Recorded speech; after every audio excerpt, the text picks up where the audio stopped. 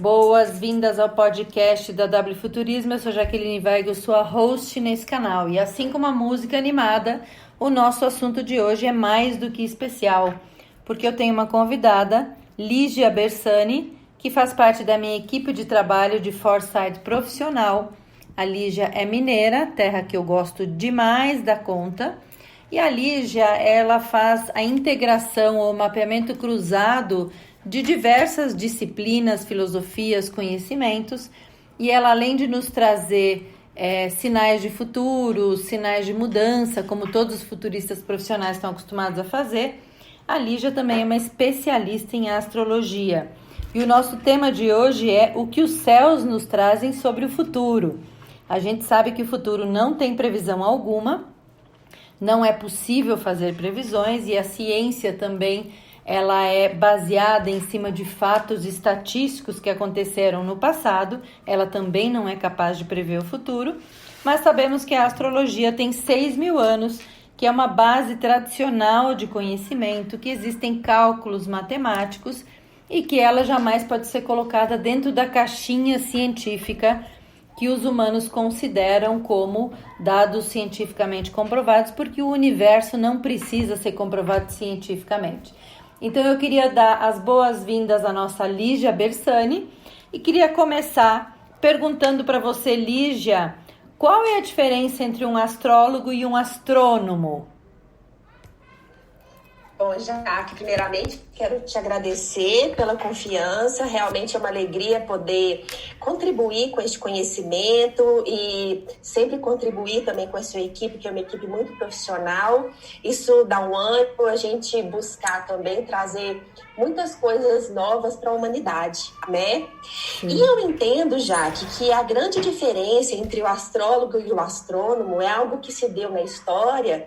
A princípio, há milhares de anos atrás, os astrônomos eram também astrólogos pela observação dos planetas, era sempre a olho nu, com ferramentas que foram desenvolvendo ali, mesmo que de um jeito bem mais simples, mas que era possível, né, com aquela repetição de observação do jogo de luz e sombra do Sol, como que aquilo ia se moldando pela observação da Terra. Então os astrônomos já faziam esse trabalho, e com essa observação, eventos climáticos, eventos naturais eram observados ali pelos sinais do céu, né? Sim. E depois disso, com a chegada muito forte da ciência, houve uma separação, houve uma briga entre os astrólogos e os astrônomos, aquilo que era dito que seria astronomia e o que seria astrologia.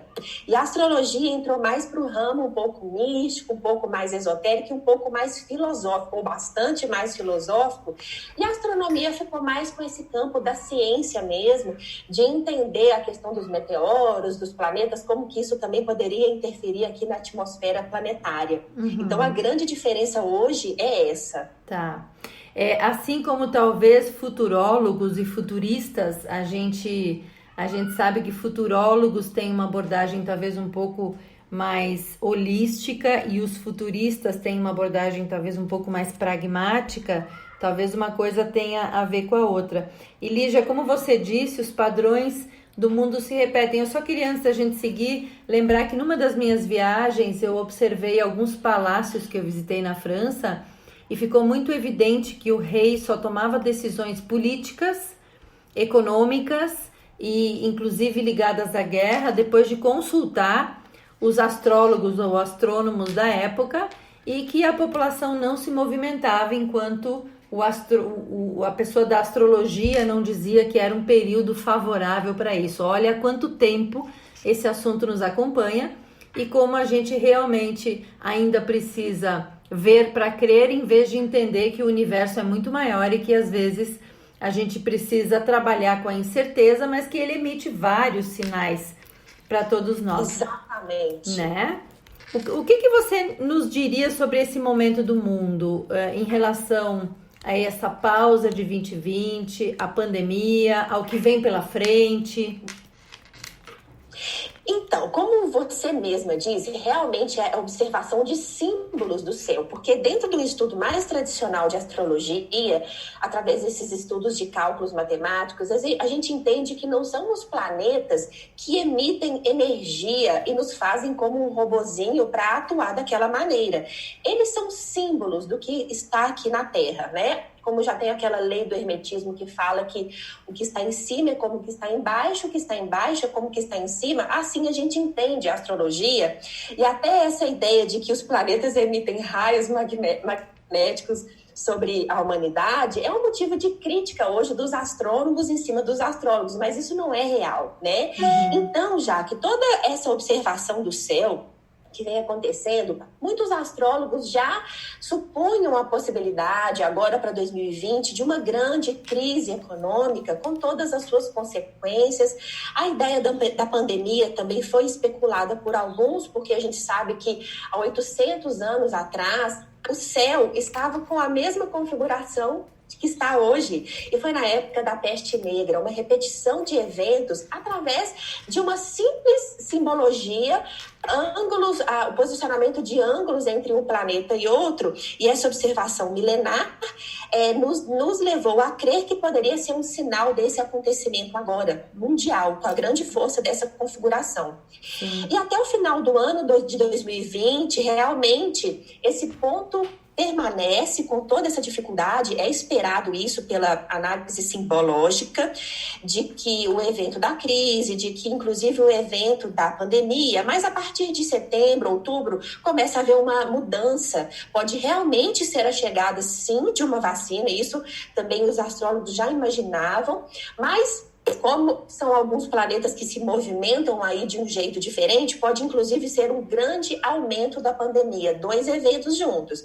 Tanto a chegada de uma vacina, quanto o aumento da pandemia e a consequência que a gente está vendo, econômica, as revoltas sociais e outros eventos. E além disso, já que a gente sabe que vulcões, terremotos são presentes em vários momentos da humanidade.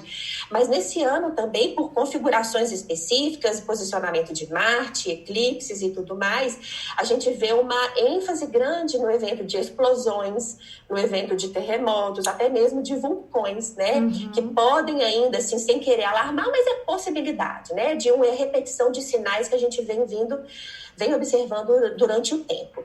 E para 2021, a coisa já começa a melhorar pela astrologia por volta de fevereiro e março, tá? Que quando realmente isso combina com a ciência na ideia de que até lá a gente já vai ter uma massa de pessoas vacinadas, ou então vacinas mais confiáveis, realmente a gente já percebendo no mercado, e a partir daí as pessoas começando a, como se diz, se soltar mais, ou de ir para a rua, ou de ganhar confiança mesmo para viver, dentro do que a gente vai ver que vai ser o comum do momento ali, né? Porque a gente sabe também que a pandemia, como todos os eventos mais difíceis da humanidade, guerras e tudo mais, algumas mudanças na dinâmica social aconteceram. Então, a gente entende que também aqui vai ser uma repetição dessas mudanças.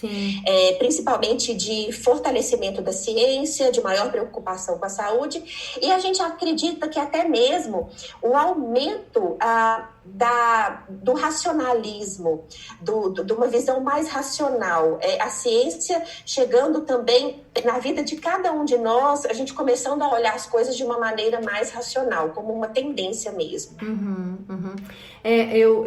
Quando eu escuto você falando tudo isso, é notório que o ano de 2020, ele é um ano que o nosso planeta está sendo sacudido. Eu não acho que isso tenha a ver só com o caos climático que a gente criou, mas sim com uma ressignificação cultural, com um marco para a gente talvez deixar algumas coisas para trás, recomeçar de uma outra forma e talvez começar uma nova era nesse nosso mundo de mais consciência, mais colaboração. A gente sabe que as coisas não mudam do dia para a noite, mas a gente também sabe que essa ambiguidade está sempre presente e que forças da natureza andam se movimentando de uma maneira intensa. O ano de 2020 começou de uma forma bastante intensa. A gente continua vendo manifestações naturais, que não tem, algumas obviamente com a interferência do homem, mas outras nem tanto. É como se o planeta estivesse se acomodando. Faz sentido isso que eu estou falando? Faz sentido total, já que inclusive os astrólogos têm um cuidado muito grande antes de fazer essas ditas, vamos dizer assim, entre aspas, previsões, porque quando se fala de algo que tem o potencial para acontecer, muitas pessoas acomodam, enxergam assim, já que vai acontecer mesmo, então eu vou ficar aqui, eu não preciso fazer nada. E não é assim, né? Todas as previsões, até dentro dos estudos de foresight, que não é uma metodologia de previsões, a gente sabe que não é, né? Mas é essa coisa da gente se preparar para um futuro desejável e tudo mais. A ideia é a gente olhar para as possibilidades de uma maneira preventiva mesmo, para aquilo que for desagradável, para aquilo que não for desejável. Então, quais as medidas a gente pode tomar, sabendo daquela possibilidade, ou para a gente mudar aquilo, ou para a gente se proteger, ou então para algo positivo que pode chegar? Será que quando abrir uma oportunidade eu vou estar preparado? Então não é para a gente cruzar os braços. E nessa questão climática, a gente sabe que tem a questão biológica no meio de pandemias, quando elas chegam também, é porque a gente sabe que tem um desequilíbrio aí na ecologia. Qual que é a nossa participação? Será que mesmo o céu simbolizando um trânsito, um ano tão difícil, mas será que se a gente tivesse feito a nossa parte, a coisa não seria mais leve? Será que seria um símbolo de eventos menos pesados? Eu entendo que sim. Os estudos de astrologia mostram que sim. Né? Então não é essa coisa tão fatalista assim. Claro, eu vejo uma ligação direta entre estudos de futuros e astrologia, como se a astrologia expandisse esse holofote de visão de futuro. E eu acho que o que você trouxe é uma coisa super importante, talvez seja a nossa grande mensagem do podcast de hoje. Eu vejo muito as pessoas gastando energia para saber quem fabricou o vírus, quem é o culpado, e também depositando a mesma quantidade de energia na vacina, que será a salvação de tudo. E eu acho que a vacina vai nos ajudar sem dúvida, mas a gente vai precisar assumir uma era de cuidados ainda. E não sei se esse vírus foi criado em laboratório ou não. O que eu sei é que ele paralisou o mundo para colocar a gente nesse modo de pausa para poder refletir. E eu estou escutando nas entrelinhas muita gente que diz que o mundo não pode voltar àquilo que a gente achava que era o novo normal. Se você pudesse dar... Eu gosto muito dessa filosofia de ser otimista, mas também se preparar para um cenário que não é tão positivo assim. Eu estou escutando, sim, que a vacina deve chegar ainda esse ano para as pessoas de saúde, para nós, pessoas comuns, no ano que vem, e que a gente vai começar a circular de uma maneira um pouco menos cuidadosa em junho do ano que vem. E você está dizendo que a partir de fevereiro talvez as coisas comecem a melhorar. Acreditando ou não, é muito importante. Lígia, eu queria muito te agradecer a presença, mas eu queria que você desse um recadinho final para os nossos ouvintes que nos acompanham aqui no nosso canal de podcast. Claro. Então, dando uma palavra final, eu entendo que é importante a gente sempre refletir naquilo que está dentro de todos nós, né? Porque se a gente fala que o que está em cima é como o que está embaixo, e o que está embaixo é como o que está em cima, o que está dentro também é o que está fora, e o que está fora é o que está dentro. Então, nesse universo cheio de símbolos, cheio de imagens que afetam a coletividade e que ressoam tanto dentro de nós, não estamos separados.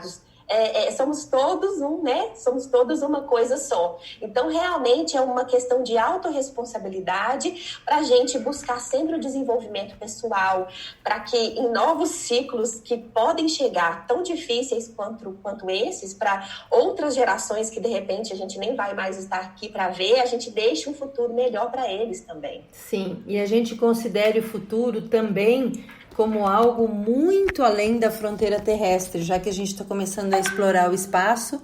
Eu acho que essa leitura dos sinais que vêm de fora do nosso planeta vai ter cada vez mais importância. Lígia, muito obrigada. Lígia Bersani também faz parte do meu time de especialistas em Foresight, W Foresight Brasil. Ela é uma pessoa espiritualizada, mas também muito pragmática. Ela é uma estudiosa, uma pesquisadora de futuros. E eu fico muito feliz quando eu encontro pessoas que vão além do pensamento normal e que unem foresight com astrologia, astronomia.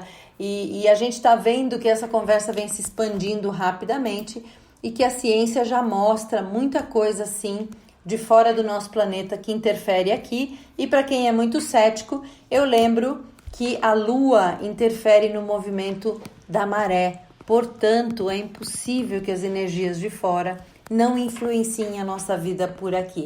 Lígia, um grande abraço no coração. Obrigada a você que escutou o nosso podcast. Continue ligado aqui na W Futurismo. Falamos do presente que tem conexão com o futuro e trabalhamos para que o futuro seja um lugar, acima de tudo, humano e para que humanos se tornem realmente expandidos, amorosos e conscientes de que estamos todos no mesmo barco e vamos todos para a mesma direção. Obrigada. Obrigada.